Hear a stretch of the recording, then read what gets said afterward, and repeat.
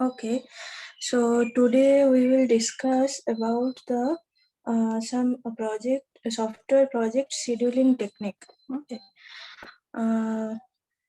पहले तो ये मैंने पहले भी बोला है कि what do you mean by software scheduling? Okay, you have to take the necessary steps for project scheduling activities. क्या है वो कि scheduling means हम क्या करते हैं कि कोई भी कॉम्प्लिकेटेड प्रोजेक्ट है या फिर पूरा जो भी प्रोजेक्ट है उसको हम डिफरेंट टास्क में उसको डिवाइड कर देते हैं, ठीक है. So the necessary activities for software project management is called project scheduling. Okay, scheduling means we have to identify all the tasks which are needed to complete the project. हर एक task को हमें identify करना है. कैसे identify करेंगे और कैसे उस टास्क को डिफरेंट स्मॉलर टास्क में ब्रेक डाउन करेंगे, वो एक्टिविटीज डिपेंडेंट होता है कुछ मेथोडोलॉजीज के ऊपर, ठीक है. तो हमें क्या करना है, कंप्लीट प्रोजेक्ट को आइडेंटिफाई करना है, उसका डिफरेंट टास्क को, और उसको ब्रेक डाउन करना है. लार्ज एक प्रोजेक्ट है तो उसको स्मॉलर प्रोजेक्ट में ब्रेक डाउन करना है. ओके, और क्या है कि we have to determine the dependency among the activities. Means एक जो भी टास्क है वो और एक टास्क के साथ उसका डिपेंडेंसी क्या है वो चेक करना होगा, ठीक है. और एक्टिविटीज जो है उसका कुछ स्टार्ट टाइम और एंड टाइम रहेगा. मीन्स ड्यूरेशन भी आपको देखना है. We have to plan the starting and ending dates or times for the various activities. Okay, so for calculating this, we will done the critical path method. और भी बहुत सारा scheduling technique है, जैसे कि important scheduling techniques are WBS. Okay, जैसे यहाँ पे 1 minute. WBS, work breakdown structure, ठीक है. मीन्स एक प्रोजेक्ट को हमने क्या किया, डिफरेंट उसका टास्क जो है उसको ब्रेक डाउन किया. ऐसे जैसे कि requirement specification, designing, coding, testing, documentation, ठीक है. तो डेटाबेस पार्ट, GUI पार्ट, तो जितने भी उसका एक्टिविटीज है उसको हमने ब्रेक डाउन किया. और जैसे है कि critical path method. Okay, critical path method, activity chart, part chart, Gantt chart. So these are the important software project scheduling techniques. Okay, so today we will discuss about the critical path method, और उसके related एक numerical भी हम solve करेंगे. Okay, so critical path method firstly dependent on the activity network. तो activity network means what do you mean by activity network. यहाँ पे क्या हो रहा है कि देखो, डिफरेंट एक्टिविटीज जो एक प्रोजेक्ट के अंदर है for determining the project estimation, duration, or interdependencies between the project. हमने क्या किया कि एक प्रोजेक्ट को डिफरेंट क्या बोले कि एक्टिविटीज में डिवाइड कर दिया है. ओके, सो जैसे यहाँ पे specification, design database, code database, integration and test, ठीक है. फिर code, GUI, designing part, write user manual, ये सब इसका डिफरेंट क्या बोले कि एक्टिविटीज है, different activities for making the project. Okay, so activity network technique mainly does the planning, scheduling and analysis. ठीक है, means planning means we have to identify the tasks and the estimated duration of time for that project. Okay, और जैसे हम क्या कर रहे हैं यहाँ पे, अरेंज कर रहे हैं कि जो भी फिजिबल सीक्वेंस हो सकता है और उसके रिलेटेड एक मतलब डायग्राम को ड्रॉ किया है, ठीक है।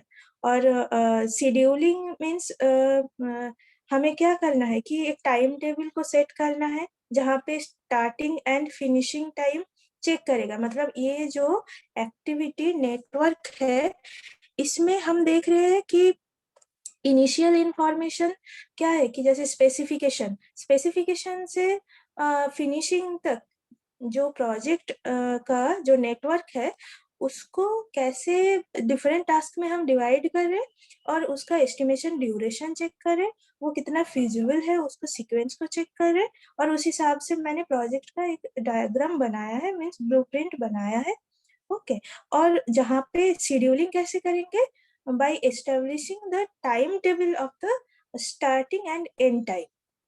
ओके सो ये जो करना है, देखो यहाँ पे डिपेंडिंग ऑन क्रिटिकल पाथ हम एक प्रोजेक्ट को सॉल्व कर सकते हैं। और एक्टिविटी नेटवर्क मीन्स हम एक्टिविटी जनरेट कर रहे फॉर मेकिंग द प्रोजेक्ट, जहाँ पे क्या करेंगे, we have to establish the duration and interdependencies between the project, between the tasks. Okay so here critical path method means what. Critical path क्या कर रहा है कि देखो यहाँ पे जो एक्टिविटी नेटवर्क ग्राफ है उसमें जो कंसेक्यूटिव्स जो नोड्स है, नोड्स एंड एजेस, जो नोड और एंड जो एजेस है इन अ ग्राफ, तो उसका जो स्टार्टिंग नोड है और एंडिंग नोड है उसके starting node and ending node के बिटवीन जितने भी ऑपरेशंस हो रहा है वो कितना टाइम ड्यूरेशन में हो रहा है वो हम चेक करेंगे। और उसका एफर्ट, सॉरी, उसका क्या बोले कि how the project is taking the longer time और लेसर टाइम। सो ये जो एक्टिविटीज है, ये जो टास्क है, वो हम क्रिटिकल पाथ मेथड से चेक कर सकते हैं। So critical path method is a activity network graph, which is any set of consecutive nodes. Okay, any set of consecutive nodes and edges in the graph from the starting node to the last node. ठीक है, तो critical path consist करता है क्या? It consists different tasks that need to perform a sequence, okay, and which together take the longest time to complete. तो आपको ये check करना है कौन सा वाला पाथ आप यहाँ पे कैलकुलेट करोगे for the calculate for the establishment of the project. Okay, means suppose specification, designing, code, GUI, integration and testing and finish. Suppose this path is determined for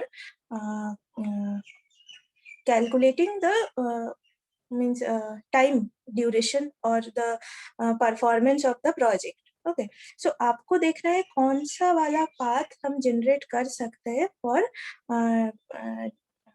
calculating the project into the minimum time, और आप बोल सकते हो कि critical task we have to done in the zero slack time. Means zero slack time कब होगा, zero slack time, हमें slack time को डिफाइन करना है जहाँ पे क्या होगा कि फिनिशिंग टाइम और जो अर्लीस्ट फिनिशिंग टाइम है, मीन्स लेटेस्ट फिनिशिंग टाइम और अर्लीस्ट फिनिशिंग टाइम जो है उसका वैल्यू जीरो आ जाए। ठीक है, so critical task we have to find out for calculating the critical path method. तो क्रिटिकल टास्क कैसे निकालना है कि critical task is the task where क्या होता है कि where there is zero slack time. Okay means ये जीरो स्लैक टाइम हम कैसे डिफाइन करेंगे कि ये path from the start node to the finish node containing only the critical task which is called critical path. अब critical path किसको बोलेंगे, critical path कौन सा हमारा क्रिटिकल पाथ, जो वाला पाथ मेरा क्रिटिकल टास्क को डिफाइन करेगा। क्रिटिकल टास्क क्या होता है, क्रिटिकल टास्क वही होता है जो कि 0 स्लैक टाइम को फाइंड आउट करता है। 0 स्लैक टाइम क्या है कि जहाँ पे लेटेस्ट फिनिशिंग टाइम और अर्लीस्ट फिनिशिंग टाइम का जो डिफरेंशिएट करेंगे, मीन्स उसका वैल्यू क्या हो जाएगा, 0 हो जाएगा। Okay, so critical path methodology is dependent on different task. जैसे यहाँ पे देखो कि MT मिनिमम टाइम बहुत सारे यहाँ पे क्या बोले कि कंसेप्ट है यहाँ पे देखो। ये सब चीज के ऊपर डिपेंडेंट करके हम एक क्रिटिकल पाथ मेथड को डिफाइन कर सकते हैं। जैसे ES है, EF है, LS है, LF and ST। ST means जो मैंने स्लैक टाइम अभी कहा, स्लैक टाइम 0 होना चाहिए आपको for calculating the critical task. Okay, MT यहाँ पे क्या है, जैसे देखो minimum time, we have to find out minimum time. Then ES earliest start time, ठीक है। EF means earliest finish time. LS means latest start time.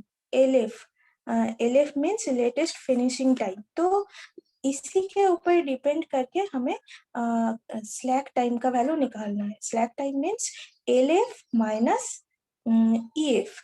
Okay, means latest finishing time minus earliest finishing time. तो ये जो different terminologies है, इसको आपको समझना है। तो for calculating the critical path method, first there is minimum time. Okay, minimum time MT क्या बोलता है कि मिनिमम टाइम आपको कब कब आप डिटरमाइन कर सकते हो।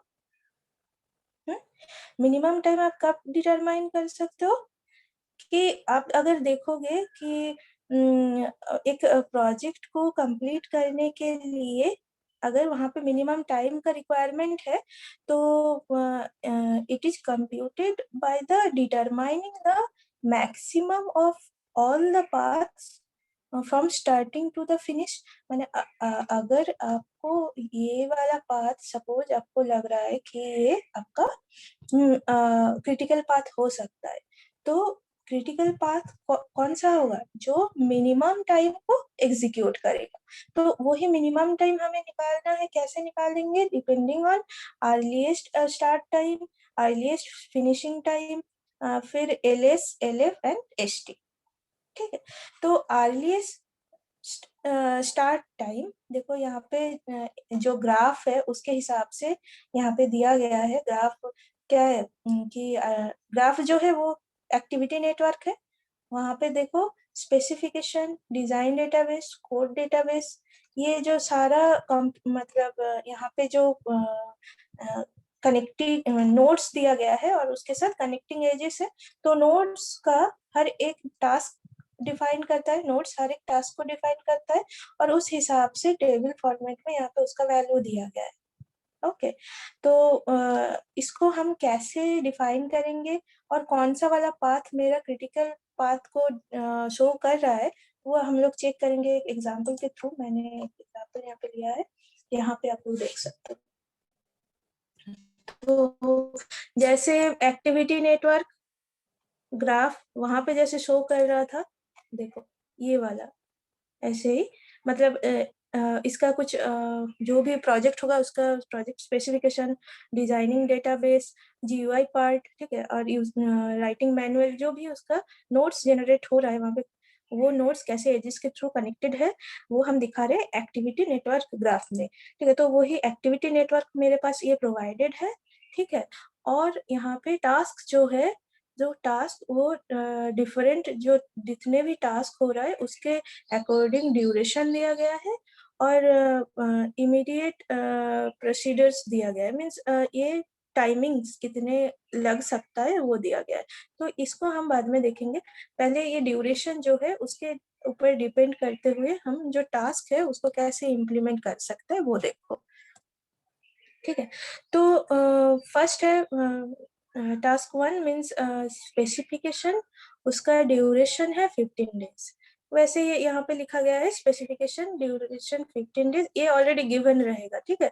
और उस हिसाब से आपको ये जो टेबल है ये बना के आपको क्या करना है कि क्रिटिकल पाथ डिफाइन करना है कि यहाँ पे देखो जीरो स्लैक टाइम जीरो जिस जहाँ जहाँ पे आ रहा है वो वाला पाथ आपका फाइंड आउट करेगा कि आप कैसे क्रिटिकल पाथ को कैलकुलेट कर सकते हो, कौन सा वाला पाथ आपका क्रिटिकल चेक हो रहा है।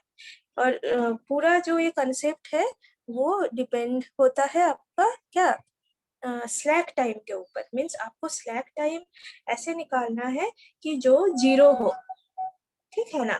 So critical task is one where you have to check the zero slack time.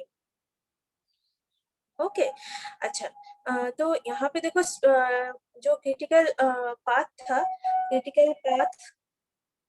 Critical path हमने क्या किया, एक्टिविटी नेटवर्क के थ्रू शो किया है।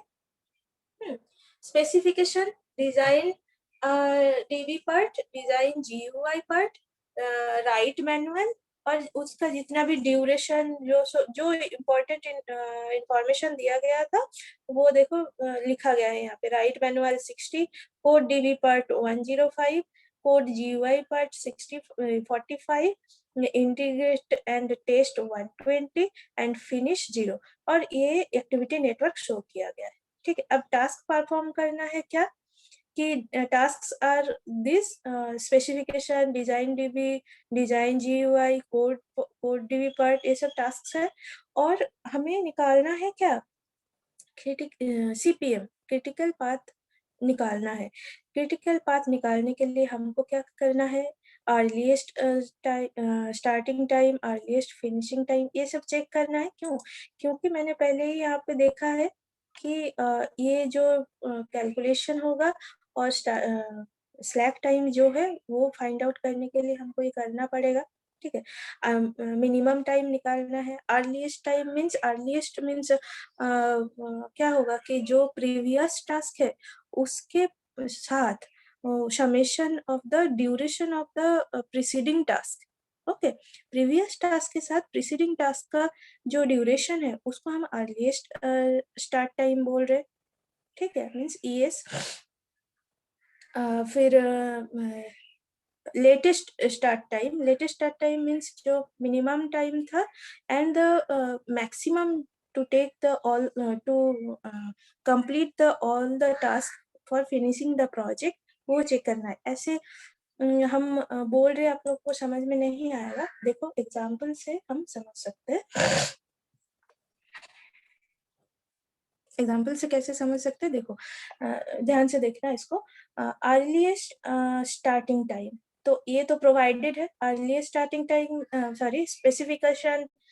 यहाँ पे देखो जो भी ड्यूरेशन दिया गया था वो मैंने एक्टिविटी नेटवर्क में लिखा है। अब यहाँ से आप समझ लो पूरा जो चीज है, क्योंकि ऊपर तो ये कर्सर नहीं जाएगा। देखो जो ये एक्टिविटी नेटवर्क है वहां पे दिया गया है स्पेसिफिकेशन, उसका ड्यूरेशन है 15, डिजाइन डीबी पार्ट है 45 और डिजाइन जीयूआई पार्ट है 30 डेज, ऐसे करके पूरा वैल्यू दिया गया है। अर्लीस्ट स्टार्टिंग टाइम क्या बोलता है कि मैंने क्या कहा, previous task plus the duration of the preceding task. Okay, तो अर्लीस्ट स्टार्ट टाइम में अगर स्पेसिफिकेशन के अकॉर्डिंग टास्क देखे, टास्क अगर स्पेसिफिकेशन हो तो प्रीवियस टास्क तो इस केस में 0 होगा। ओके अच्छा, और इसके साथ ड्यूरेशन फॉर प्रीसीडिंग टास्क हम यहाँ पे नहीं ऐड कर सकते क्योंकि ये अर्लीस्ट स्टार्टिंग टाइम है। स्टार्टिंग टाइम में हम सिर्फ प्रीवियस टास्क को देखेंगे, प्रीवियस टास्क उस केस में 0 है। Design DB part, design dB में देखो इसका प्रीवियस टास्क कौन सा है, स्पेसिफिकेशन, तो ये स्पेसिफिकेशन को फाइंड आउट करेगा, उसका जो ड्यूरेशन था वो यहाँ पे हम लिखेंगे। Design GUI part, design GUI part का प्रीवियस टास्क कौन सा है, स्पेसिफिकेशन, तो यहाँ पे भी 15 होगा। Code DB part, code DB part इसका प्रीवियस टास्क क्या है, एक तो डिजाइन डीबी पार्ट है और दूसरा है आपका स्पेसिफिकेशन। ओके, सो इस केस में क्या हो जाएगा 15 प्लस 45, तो 15 प्लस 45 ये हो जाता है हमारा अर्लीस्ट स्टार्टिंग टाइम। ओके, फिर आता है आपका code GUI part. Code GUI part में आप देखो प्रीवियस टास्क है design GUI part and specification, means 15 and 30, तो 15 एंड 30 45। नेक्स्ट है integrate and test. Integrate and test इस केस में देखो 105 105 45 एंड 15, ये वाला भी एक पाथ होगा, ठीक है, और ये वाला भी हो सकता है 45 30 15, ठीक है। तो आपको ये चेक करना है कि आप वही वाला पाथ लोगे जो मैक्सिमम वैल्यू को जनरेट करता है, ठीक है ना। तो इस केस में प्रीवियस आप टास्क इसी को कंसीडर करोगे, प्रीवियस टास्क। ओके, सो इस केस में क्या हो रहा है कि ये हम देख पा रहे हैं कि earliest start time not only define the previous task, it will also define the maximum of the path from the start to the task. Okay, तो इस केस में मैक्सिमम पाथ कौन सा है 105 45 एंड 15, तो 15 45 105 ये हो जाता है आपका earliest time for earliest starting time for integrate and test. Write manual के लिए क्या होगा, राइट मैनुअल के लिए प्रीवियस टास्क तो सिर्फ स्पेसिफिकेशन है, तो 15। ओके, यहाँ तक क्लियर है। अच्छा, earliest finishing time. Earliest finishing time हम कैसे निकालेंगे कि starting time of the task and the duration of the task. Okay, so starting time क्या है 0 है, और वो काम करने के लिए कितना ड्यूरेशन है वो है, वो चेक करना है। तो starting time of the task and the duration of the task is called earliest finishing time। तो स्पेसिफिकेशन के लिए क्या होगा 0 प्लस उसका अपना जो ड्यूरेशन था 15, तो 0 प्लस 15 15। डिजाइन डीबी पार्ट के लिए क्या हो जाएगा previous starting time of the task, ठीक है, तो इस केस में क्या हो जाएगा 15 प्लस उसका अपना जो ड्यूरेशन था 45। नेक्स्ट आप देखो डिजाइन जीयूआई पार्ट में ये है हो जाएगा 15 प्लस 30 45, मतलब आप लोग अब समझ रहे हो। कोड डीबी पार्ट में क्या आएगा, कोड डीबी किधर है, कोड डीबी 105 और प्रीवियस क्या था ईएस में 60, तो 60 प्लस 105 165। ईएफ में क्या हो जाएगा, इधर था 45 और सॉरी एक कौन सा है code GUI part 45 and plus 45, ठीक है। ऐसे करके राइट मैनुअल में भी क्या हो जाएगा, राइट मैनुअल में प्रीवियस था 15 प्लस 60, 15 प्लस 60 75, ठीक है। इंटीग्रेट एंड टेस्टिंग में क्या हो जाएगा, इंटीग्रेट एंड टेस्टिंग में ये वाला देखे थे क्या प्रीवियस, ये पूरा वाला पाथ था 15 प्लस 45 प्लस 105, तो 165 प्लस अपना खुद का वैल्यू जो है 120, ठीक है 285। तो ऐसे हम अर्लीस्ट फिनिशिंग टाइम निकाल सकते हैं। तो जो थ्योरी मैं अभी तक बोल रही थी क्यों इस कंपोनेंट को हम इंक्लूड करते हैं for calculating the critical path, अब समझ में आ रहा है, और कैसे हम उसको इम्प्लीमेंट करेंगे यूजिंग सम प्रॉब्लम, वो भी हम यहाँ पे डिस्कस कर रहे हैं। अच्छा, तो earliest starting time earliest finishing time. अच्छा, एलएस, अब एलएस क्या बोलता है कि latest starting time, latest starting time. Okay, so latest starting time means यहाँ पे क्या होगा कि ये डिफरेंस को शो करता है between the minimum time and the maximum of all path from the task to the finish. Okay, so maximum of all path, आप देखो इस केस में कौन सा वाला वैल्यू मैक्सिमम है 285। Okay, so latest starting time क्या बोलेगा 285 से आप जो बाकी वैल्यू है means maximum path to finishing वो आपको माइनस करना है। तो स्पेसिफिकेशन केस में तो आप ये नहीं कर सकते, स्पेसिफिकेशन तो शुरुआत का पाथ है, और अगर आप देखते हो कि फिनिशिंग टाइम का मैक्सिमम वैल्यू है 285, तो स्पेसिफिकेशन में तो इससे 285 से कम कुछ नहीं होगा और उससे ज्यादा भी कुछ नहीं होगा, ठीक है। तो स्पेसिफिकेशन में आप क्या करोगे, 285 माइनस 285, ओके। डिजाइन पार्ट में आप देखो, डिजाइन पार्ट में आप क्या कर रहे हो कि we have to determine the difference between the maximum time and the maximum of all the path from the task to the finish। तो ये हमें क्या करना है, लेटेस्ट स्टार्टिंग टाइम में निकालना है। तो मैक्सिमम जो सॉरी जो वैल्यू था इस केस में कि क्या था, 285 मैक्सिमम पाथ वैल्यू। तो 285 माइनस 285 फॉर स्पेसिफिकेशन केस, ठीक है, तो वैल्यू आता है 0। डिजाइन डीबी पार्ट में क्या करोगे आप, 285 और आपको क्या बोल रहे कि maximum of all path from the task to the finish, okay. So means इस केस में क्या हो जाएगा, डिजाइन डीबी पार्ट में आप देखो फिनिश करने के लिए और कितने पाथ तक वहां पे जाना है, 45 प्लस 50 105 प्लस 120, ठीक है, इतना वैल्यू हमको कैलकुलेट करके जाना है फिनिश करने के लिए उस टास्क को। तो इस केस में क्या हो जाएगा कि 285 जो मैक्सिमम था अर्लीस्ट फिनिशिंग टाइम का, उससे हम माइनस करेंगे 45 प्लस 105 प्लस 120, ओके। सो इस केस में रिजल्ट आ रहा है 15। नेक्स्ट डिजाइन जीयूआई पार्ट में सिमिलरली क्या होगा, 285 माइनस डिजाइन जीयूआई पार्ट ना, हाँ, तो 30 प्लस 45 प्लस 120, ठीक है। तो वही किया है, 30 प्लस 45 प्लस 120 और ये 285 से माइनस हो जाएगा। सिमिलरली कोड डीबी पार्ट में भी आप यही कर सकते हो। कोड डीबी पार्ट में क्या होगा, कोड डीबी पार्ट में 285 कोड डीबी पार्ट, हाँ ये है। तो इस केस में क्या हो जाएगा, 105 प्लस 120, बस यही तक है, 105 120 प्लस 0, इसका तो कुछ नहीं होगा। 105 प्लस 120, तो इसको माइनस करेंगे तो 60 आ जाएगा। समझ में आ रहा है ना, यहाँ तक क्लियर है सबको?